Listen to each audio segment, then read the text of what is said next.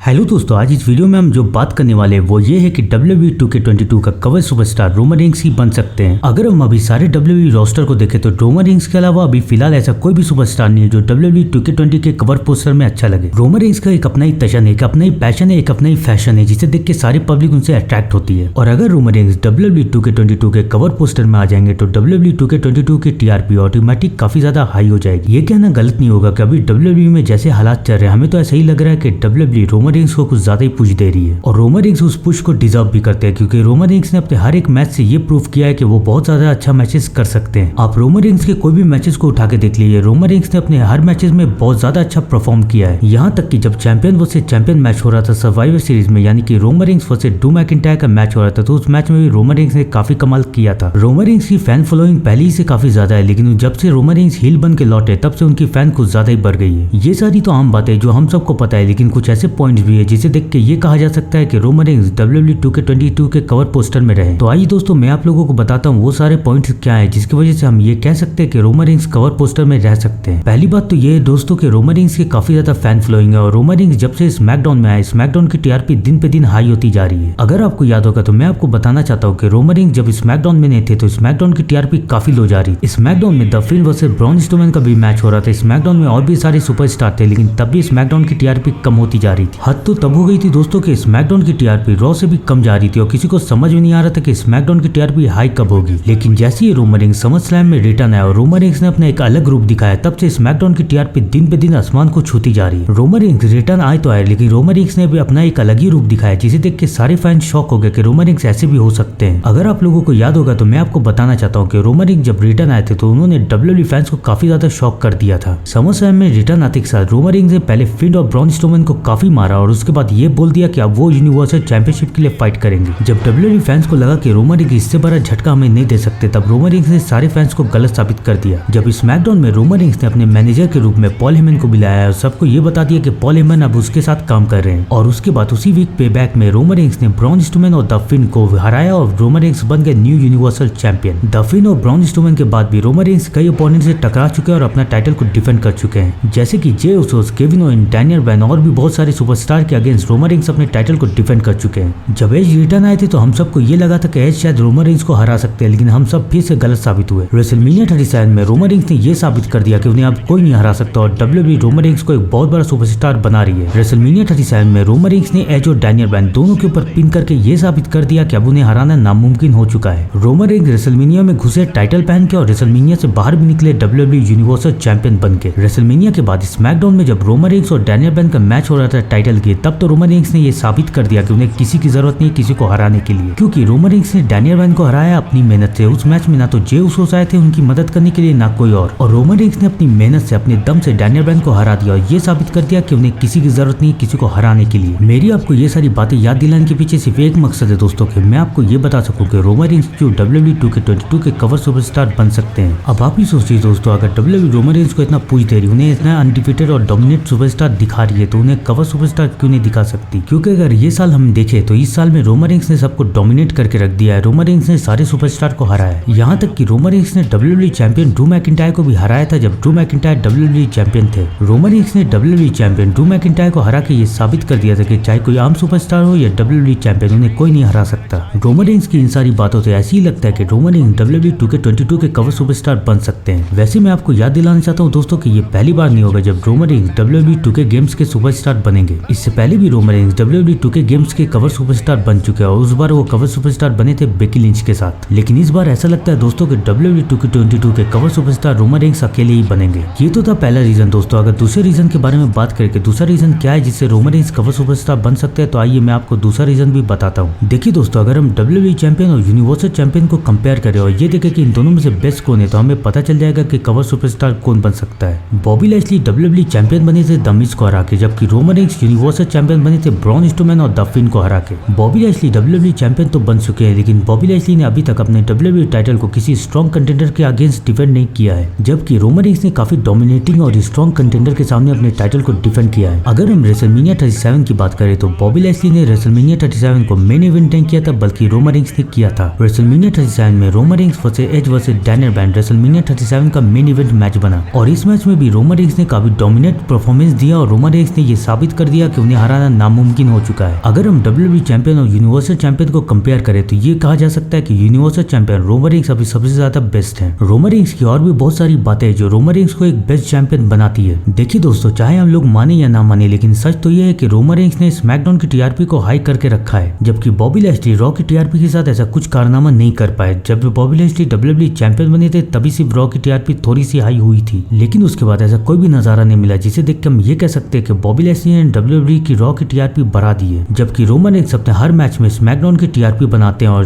Roman Reigns जो pay per view में fight करते हैं उस पेपर व्यू को मेन इवेंट करते हैं। रोमन रेंस के रिटर्न आने के बाद आप कोई भी पेपर व्यू उठा के देख लीजिए तो आपको ये पता चल जाएगा कि रोमन रेंस का मैच ही वहां पर मेन इवेंट मैच था। रोमन रेंस स्मैकडाउन में मेन इवेंट कर रहे हैं, हर पेपर व्यू में मेन इवेंट कर रहे हैं, जबकि बॉबी लैशली ने अभी तक ऐसा कुछ भी नहीं किया है। ये सारी बातें ये साबित करती है कि रोमन रेंस एक बेस्ट चैंपियन है, तो रोमन रेंस WWE 2K22 के कवर सुपरस्टार बन सकते हैं। तो दोस्तों ये सारे पॉइंट है जिसे देख के हमें ये लगता है कि WWE 2K22 के अगर कोई कवर सुपरस्टार बन सकते हैं तो वो सिर्फ रोमन रेंस है। मुझे तो ये दोनों पॉइंट काफी स्ट्रॉन्ग लगते हैं, लेकिन अगर आपको कोई और पॉइंट स्ट्रॉन्ग लगता है तो वो सारी बातें आप लोग कमेंट में जरूर बताइएगा। और कमेंट में ये भी जरूर बताइएगा कि आप क्या चाहते हैं कि कौन सा सुपरस्टार WWE 2K22 का कवर सुपरस्टार बने। और दोस्तों आप लोग कमेंट में ये भी जरूर बताइएगा कि मैं कौन सा नेक्स्ट मैच खेलूं। अगर आप चाहते हैं कि मैं रोमन स्पेशल खेलूं तो रोमन स्पेशल में क्या खेलूं वो भी बताइए। आप लोग मैचेस का नाम दीजिए कि मैं रोमन स्पेशल में वो सारे मैचेस खेलूं, तो मैं वो सारे मैचेस के वीडियोस बना के आपको जरूर दिखाऊंगा। या फिर अगर आप कोई और सुपरस्टार के स्पेशल देखना चाहते हैं तो वो सारी बातें भी आप लोग कमेंट में जरूर बताइए। और कमेंट में ये भी जरूर बताइए कि आपको ये वीडियो कैसा लगा, और अगर आपको ये वीडियो पसंद आए तो इस वीडियो को लाइक और शेयर जरूर कीजिएगा और मेरे चैनल को सब्सक्राइब करना मत भूलिएगा दोस्तों। तो दोस्तों अभी के लिए बस इतना ही, मैं मिलता हूँ आपको थोड़ी देर में गेम के एक नई वीडियो के साथ। Thank you and good bye.